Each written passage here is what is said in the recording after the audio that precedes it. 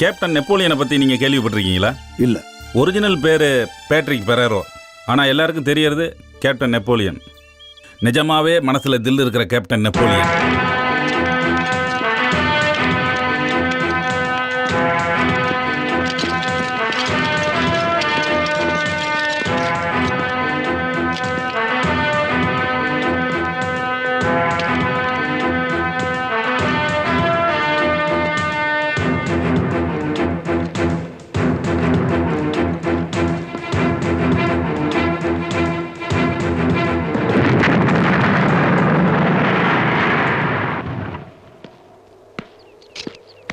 S captain, ஒரு முக்கியமான செய்தி வந்திருக்கு. Take over sir, come on let's move. நவ டெல் மீ. நம்ம மேஜர் சாரோட தவறான ரிலேஷன்ஷிப்பை பத்தி உங்களுக்கு சந்தேகம் இருந்துச்சுல சார்? அந்த விஷயம்தான். நீங்க சொல்ல வருது? ஆமா சார். கடந்த சில நாட்களா நானும் பாலுவும் மேஜர் சாருடைய நடவடிக்கையை ரகசியமா கவனிச்சுட்டு தான் வர்றோம். ஏதோ தீவிரவாதிகளோட மேஜர் சாருக்கு தொடர்பு இருக்குங்கிறது தெரிய வந்தது. Have you got any solid proof? Yes captain. அந்த சாலிட் ப்ரூஃப் பத்தி சொல்றதுக்கு இங்க வந்தேன். யாருன்னு தெரியல, புதுசா ஒரு ஆள் நம்ம மேஜர் சார் கூட நம்ம கேம்ப்ல சுத்திக்கிட்டு இருக்கிறத நான் பார்த்தேன். ஸோ ஜென்டில்மேன், உங்கள் எல்லார் முன்னிலையிலும் நான் இதை மிஸ்டர் பல்ராம் கிட்ட ஒப்படைக்கிறேன். நம்ம எல்லாருடைய நன்மைக்காகவும். Highly confidential. Thank you major sir, thank you. நன்றி இருக்கட்டும். இதை ஜாக்கிரதையாக கொண்டு போங்க. நம்ம இந்திய நாட்டோட ராணுவ ரகசியம் மொத்தமும் இந்த ஃப்ளாப்பில் தான் இருக்குது. இனி நீங்கள் எடுத்து வைக்கிற ஒவ்வொரு அடியும் ரொம்ப ஜாக்கிரதையாக இருக்கணும். நான் சொன்னதை உன் தலைவங்கிட்ட சொல்லிடு. சொல்கிறேன் மேஜர் சார்.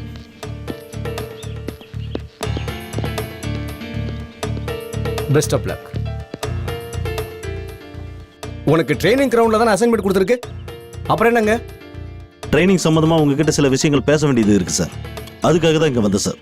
நான் வந்ததுனால சாருக்கு ரொம்ப கஷ்டமா இருக்குன்னு நினைக்கிறேன். Sorry sir. It's okay sir. நான் அப்புறமா வந்து சந்திக்கிறேன். ஓகே, கிளம்புங்க. Okay sir.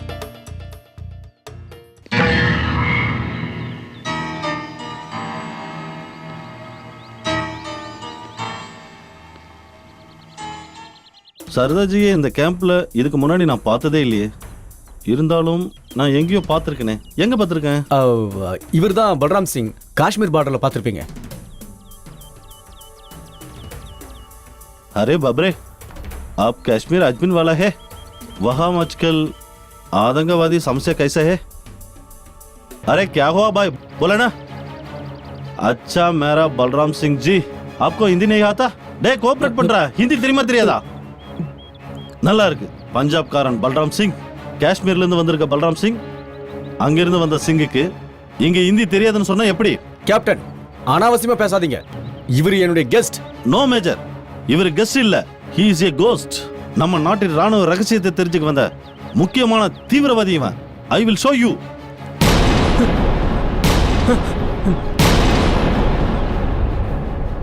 Sorry major, I know இவன் ஒரு தீவிரவாதி தான். ஆனா நீங்க என்ன சொன்னாலும் இந்த கேப்டன் உயிரோடு இருக்கிற வரையிலும் எந்த தீவிரவாதியும் உள்ள நுழைய விட மாட்டேன். இவன் யாரு, எங்க இருந்து வந்தான்னு இவனை வச்சு அந்த உண்மையை கூடிய விரைவில் நான் கண்டுபிடிக்கிறேன்.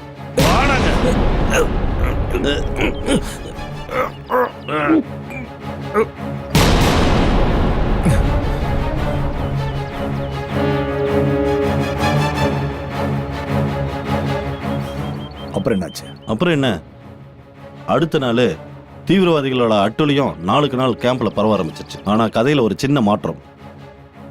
அந்த கதையில தீவிரவாதி என்னோட கெஸ்ட்னு சொல்லி தான் உள்ள வந்திருக்கான். அப்போ நான் ஹாஸ்பிட்டல் இருக்கும்போது குற்றவாளி நிரபராதி ஆயிட்டான், நிரபராதி குற்றவாளி ஆயிட்டான். அதுதான் நடந்துச்சு எங்க ராணுவ கோர்ட்ல. Under the circumstances, it is hereby ordered to court-martial Captain Patrick Pereira on the charges of treason and assaulting superior officers.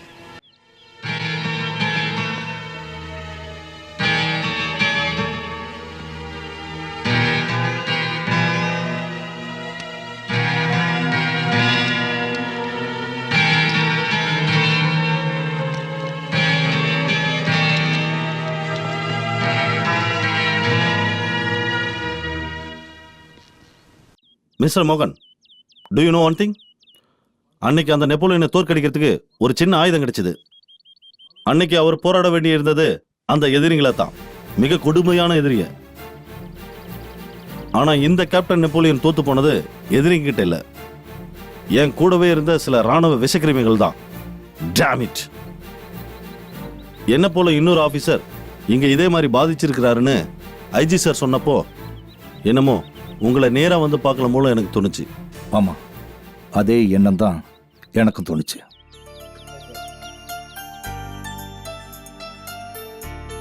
Hello, யாரு? கஸ்தூரியா? எங்க அப்பா வரல? அப்பா வரல, நான் தனியா தான் வந்தேன். தனியாவா? ம். கேப்டன், இவ கஸ்தூரி என்னோட ஃப்ரெண்டு சப் இன்ஸ்பெக்டர் சுரேந்திரனோட பொண்ணு. சார், நான் ஏற்கனவே உங்ககிட்ட சொல்லியிருக்கேன், தம்பரான் சாவடி கிராமத்துல எனக்கும் என்னோட டீமுக்கும் வேண்டிய எல்லா உதவிகளையும் செஞ்சு கொடுத்த சுரேந்திரன் பிள்ளையை பத்தி சொல்லியிருக்கேன். ஆமா. என்னம்மா, அப்பா எப்படி இருக்காரு? உன்னை இப்போ தனியா இவ்வளவு தூரத்துக்கு அனுப்பி வச்சிருக்காரு? இப்ப மட்டும் இல்ல, இனி வாழ்க்கை பூராவும் நான் தனியா தான் இருந்தாகணும் அங்கிள். அப்பா அப்பா என்னாச்சு? என்னாச்சு கஸ்தூரி? அப்பாவுக்கு என்னாச்சு? சொல்லு. அப்பா டேய் சுசீந்திரா, மரியாதையா வெளில வாடா. அப்பா ஏய் வெளில வாடா. தேவநாராயண மூர்த்தியை பிடிக்க வந்த போலீஸ்காரங்களுக்கு விருந்து வச்சது எங்களுக்கு தெரியும். உனக்கு நாங்க வைக்கிறோம். வாடா. அவனுங்க அப்பா வேண்டாம்ப்பா, விடுமா, அப்பா விடுமா, விடுமா, அவங்க ஏன்டா போலீஸ்காரன் தானடா நீ? ஏன் கோலையா பதுங்குற?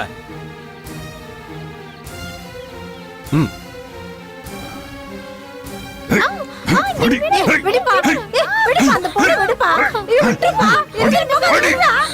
என்ன விடு, என்ன விடு. நான் சொல்றத நல்லா காது கொடுத்து கேளு. இன்னும் 5 நிமிஷத்துல நீ வெளியில வரல, அப்புறம் இந்த கிராமத்துல இருக்கிற சின்ன பசங்களை ஒரேடியா மேல அமிச்சிருவேன். என்ன விடு. இந்த குழந்தை உங்களுக்கு என்னடா பாவம் பண்ணுச்சு? விடுடா, விடுடா, விடுடா. அப்பா வேண்டாம்ப்பா, விடுங்கப்பா. அப்பா விடுமா, விடுமா. அப்பா அவனுங்க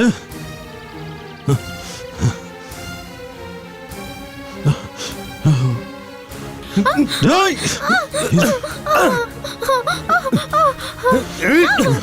ஓடிடுமா, நீ உள்ள போ.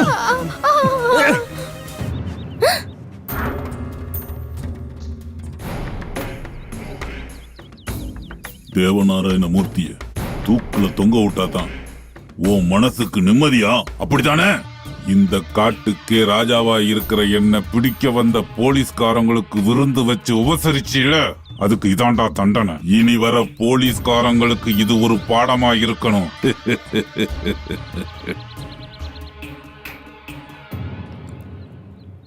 அப்பா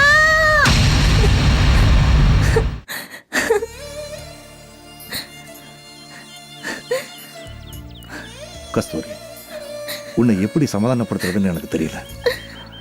எனக்கு உதவி செய்ய போய் தானே உங்களுக்கு இந்த மாதிரி ஒரு நிலைமை. I am extremely sorry. நீ எதுக்காகமா அங்க சிட்டிக்கு வந்த? டியூட்டியில் இருக்கும்போது கொல்லப்பட்ட ஒரு போலீஸ் ஆஃபீஸருடைய பொண்ணு தானே சார் நான். போலீஸ்ல இருந்து எம்எல்ஏல இருந்து முதலமைச்சர் வரைக்கும் எல்லா அதிகாரிகளையும் நான் பார்த்துட்டு வந்துட்டேன் சார்.